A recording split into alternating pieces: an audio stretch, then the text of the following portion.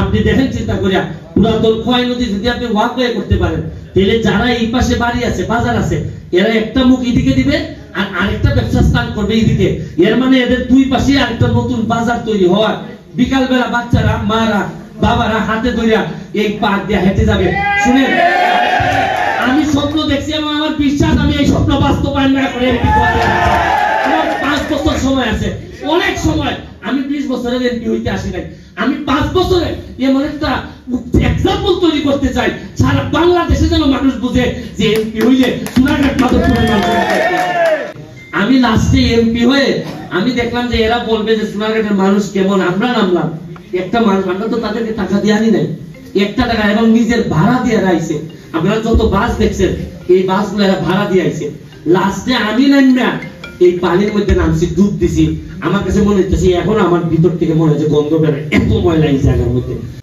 একজন তরুণ সংসদ সদস্য হিসাবে, একজন সাবেক ছাত্রলীগের নেতা হিসাবে, একজন সাবেক যুবলীগের আইন সম্পাদক হিসাবে, একজন সাবেক সোনারঘাট উপজেলা আওয়ামী লীগের সদস্য হিসাবে, একজন সাবেক হবিগঞ্জ জেলা আওয়ামী লীগের সদস্য হিসাবে, একজন সাবেক আন্তর্জাতিক অপরাধ ট্রাইব্যুনালের সর্বকনিষ্ঠ মেম্বার হিসাবে আমার প্রথম স্বপ্ন হচ্ছে গিয়ে এমপি হওয়ার পর, প্রথম স্বপ্ন হচ্ছে গিয়ে গত 30-40 বছরে আওয়ামী লীগ বিভিন্ন সময় ক্ষমতায় থাকার পরেও, আওয়ামী লীগের এমপি থাকার পরেও আমরা যে জিনিসটা পারি নাই, এটা হচ্ছে গিয়ে সোনারঘাট মাধবপুরে এখন পর্যন্ত বড় কোনো স্থাপনা তৈরি করতে পারি নাই, যেটা বঙ্গবন্ধুর নামে। আপনি দেখেন হবিগঞ্জ সদরে বঙ্গবন্ধু মেডিকেল কলেজ, কৃষি ইউনিভার্সিটি। আমরা সোনারঘাট মাধবপুরে আপনারা চোখ আটাইয়া দেখেন, আমরা কি এমন কোনো কিছু করতে পারছি যেটা জননেত্রী শেখ হাসিনা অথবা বঙ্গবন্ধুর নামে বড় একটা ব্রিজ অথবা বড় একটা হসপিটাল, বড় একটা ইউনিভার্সিটি। আপনি সোনারঘাট মাধবপুরে আমরা এতবার আমরা আওয়ামী লীগের নেতা পাইছি, এমপি পাইছি, কিন্তু আমরা বলেন তো একেবারে বুকে হাত দিয়া যে আমি আমার বঙ্গবন্ধুর জন্য একটা বিল্ডিং বানাইছি। আমার প্রথম ইচ্ছা হচ্ছে গিয়ে যে নদীর পূর্ব পাড়ের সাথে পশ্চিম পাড়ের যে নতুন বৃহৎ ব্রিজটা হবে, আপনারা আশ্চর্য হবে যে আমি এমপি হিসাবে দায়িত্ব নেওয়ার পর আমি যখন খবর পাইছি যে সোনারঘাট এবং মাধবপুর দুইটা পৌরসভা হয়েছে প্রায় 15-20 বছর হয়ে গেছে, এখন পর্যন্ত এই দুই পৌরসভার কোনো ময়লা ফেলানোর জায়গা নাই। আপনি জানেন যে বাথরুম ছাড়া কি কোনো ঘর হইতে পারে, বাড়ি হইতে পারে? আপনি দেখেন আর 3-4 বছর যদি যায় তাহলে সোনারঘাট এবং মাধবপুর পৌরসভাটা পুরা ময়লার ভাগারে পরিণত হবে। কেন? আপনি কি পৌরসভার ময়লাকে আপনার বাড়িতে নিব? আমি কি বীরের বাজার নিব? আপনারা কি দলাইপার নিবেন? গুগাওরা কি কাদির মামা নিবেন? কেউ তো ময়লা নিতে চায় না। কিন্তু এখন দিন দিন যেভাবে জায়গার দাম বাড়তেছে, এই ময়লার এখন ভাগার তৈরি করতে হবিগঞ্জ যে প্রবলেম ফেস করছে, আতর রহমান সেলিম ভাই যে প্রবলেম ফেস করছে, আমাদের আবু জাহির সাহেব যে প্রবলেম ফেস করছে, আমরা এখন মাধবপুরেও জায়গা নাই, মাত্র 2 একর জায়গা ডিসি সাহেব দিয়ে গেছে, এই জায়গা রাস্তা করার মতো কোনো অবস্থা নাই। এর মানে 2টা পৌরসভাতে ময়লা ফেলানোর জায়গা যদি না থাকে, তা আপনার ময়লা আপনি কোথায় ফেলবেন? এখন আমার জন্য তো সবচেয়ে বড় চ্যালেঞ্জ হচ্ছে গিয়ে যে পৌরসভার আগে ময়লা ডাম্পিং প্লেস করার জন্য। দেখেন আমরা এই যে গত 8 দিন ধরে সোনারঘাটের সব মানুষ নেমে গেছে এই মরা এই যে পুরাতন খোয়াই নদীতে। আমাদের আশ্চর্য হবেন, সারা বাংলাদেশ থেকে 600 মানুষ হয়েছে।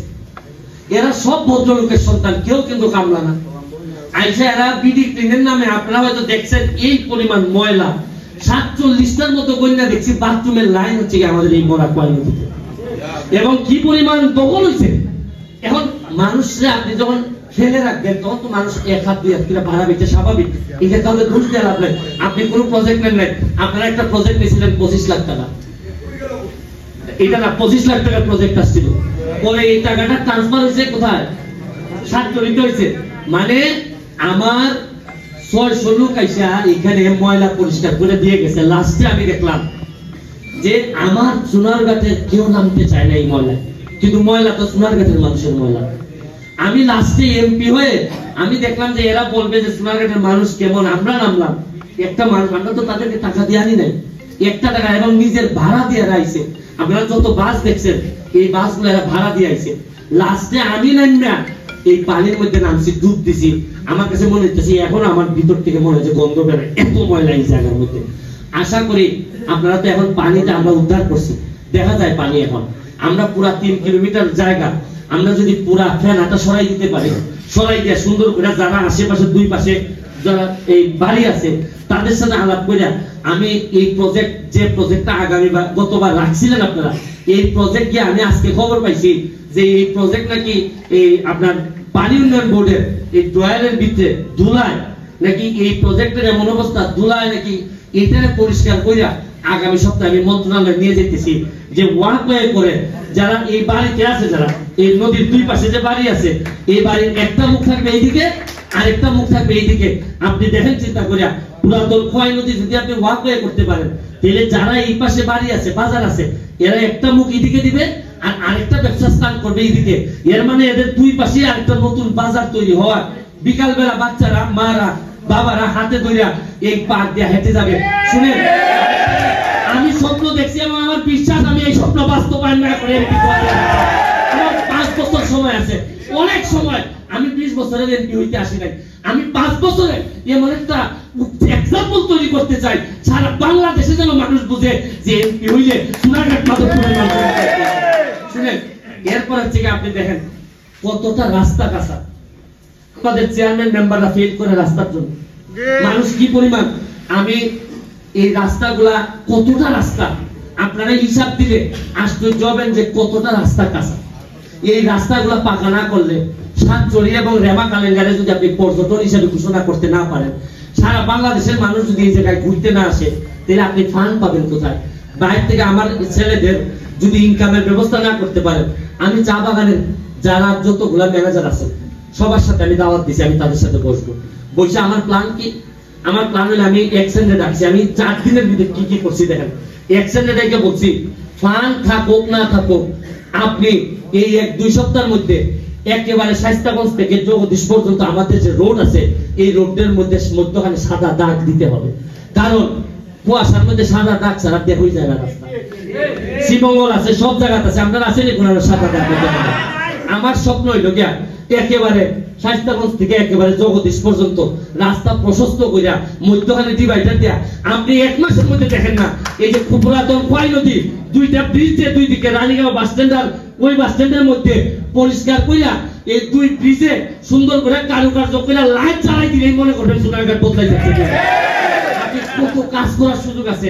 আপনি এই প্রতিটা চা বাগানের সামনে যে রাস্তা মেইন রোড দেখেন, আপনারা চা বাগান করে কি ওই এদের তার কাটা পর্যন্ত পরিষ্কার করে, আর মেইন রোড থেকে যে ফাঁকা জায়গাটা থাকে এই জায়গাটা পরিষ্কার করে না। কারণ এই জায়গাটাতে দেখবেন বিভিন্ন গাছ গাছালি উঠে যাচ্ছে। আমি চা বাগানের ম্যানেজারকে বলবো যে আপনারা ওই রাস্তাটা পুরো পরিষ্কার করে একবারে চাঁদপুর থেকে যেন এই কিসের তেলিয়াপাড়া পর্যন্ত বাগান শেষ হওয়া পর্যন্ত মানুষ যেন একটা মনোমুগ্ধকর একটা পরিবেশ এই জায়গায় আসতে পারে। এবং আমার একটা প্ল্যান আছে, সোনারঘাট থেকে মাধবপুরের মধ্যখানে সাতচড়ি পার হয়ে হাতের বামে একটা জায়গা আছে, দেখেন আপনারা। আমি খুঁজতেছি এই জায়গাটা নাকি আমি শুনছি যে ডিজি হোটেলের জায়গা, এটা নাকি সুরমা বাগানের ভিতরে না। আমি এখনই যোগাযোগ করতেছি, বলতেছি যে আপনারা কষ্ট করে যে কোনো ইনভেস্টর আমি নিয়ে আসার চেষ্টা করতেছি এই জায়গায়। ওই যে গ্রান্ড সুলতানের মধ্যে একটা 5 স্টার হোটেল হইলে আমাদের সব আমাদের কত ছেলে এইখানে কাজ করতে পারবে। স্বপ্ন আমি হয়তো জানি না কতটুকু পারবো, আপনারা যদি আল্লাহ রাস্তায় আমার একটু সহযোগিতা করেন। আমি কথা দিছি আমার 9.5 লাখ টাকা আমি হলফনামায় দিছি। আগামী 5 বছর পরও এমপি যদি আমি পদে নাও দাঁড়াই তাও আমি হলফনামা দিব। আমি কথা দিছি যে এই 9.5 লাখ টাকা নিয়ে আমি আবার বিদায় নিব। সুতরাং আমার টাকা কানা বানানোর কোন ইচ্ছা কোন সক্ষমতা আমার কিচ্ছুই নাই। আপনারা দিনে দিনে হারে হারে টের পাবেন যে কত চেষ্টা করে আমি যাচ্ছি। আপনারা শুধু আমার জন্য একটু দোয়া করবেন। আপনাদেরকে নিয়ে বঙ্গবন্ধু সোনার বাংলার একটা পাইলট প্রজেক্ট আমরা জননেত্রী শেখ হাসিনাকে সোনারঘাট মাধবপুরটাকে আমরা উপহার দিতে চাই। দেখেন নেত্রী, এই হচ্ছে কি আমরা কাজ করে আমরা চেষ্টা করে এই জায়গা পর্যন্ত নিয়ে আসছি। আশা করি আপনারা আমার জন্য দোয়া করবেন, কারণ যেতে হবে বহুদূর। নেত্রী বারবার বলেন যে যেতে হবে বহুদূর। আমি তারই একজন সৈনিক হিসাবে, আদর্শের সৈনিক হিসাবে। শুনেন, সব ছেলে তো সব সময় বাবার বড় ছেলে রাজত্ব পায়, অনেক সময় ছোট ছেলে সারা জীবনও কোনোদিন রাজত্ব পায় না, রাজা হয় বড় ছেলে। তাই বলে ছোট ছেলের অবদান পরিবারে কখনোই কম হয় না। আমার কপালে হয়তো কোনোদিন রাজত্ব নাও থাকতে পারে, কিন্তু তাই বলে আমি ছোট ছেলে হিসাবে বড় যিনি হবেন তাকে আমি তো বারবার বলি, শপথ নেওয়ার পর যে সোনারঘাট মাধবপুর আমি পাইছি, আমি এই এমপি পদ ছেড়ে দেওয়ার আগে এর চেয়ে ভালো সোনারঘাট মাধবপুর আমি আপনাদের সামনে উপহার দিতে চাই। এই শপথটুকু রেখে আজকের মতো বিদায় নিচ্ছি। জয় বাংলা, জয় বঙ্গবন্ধু।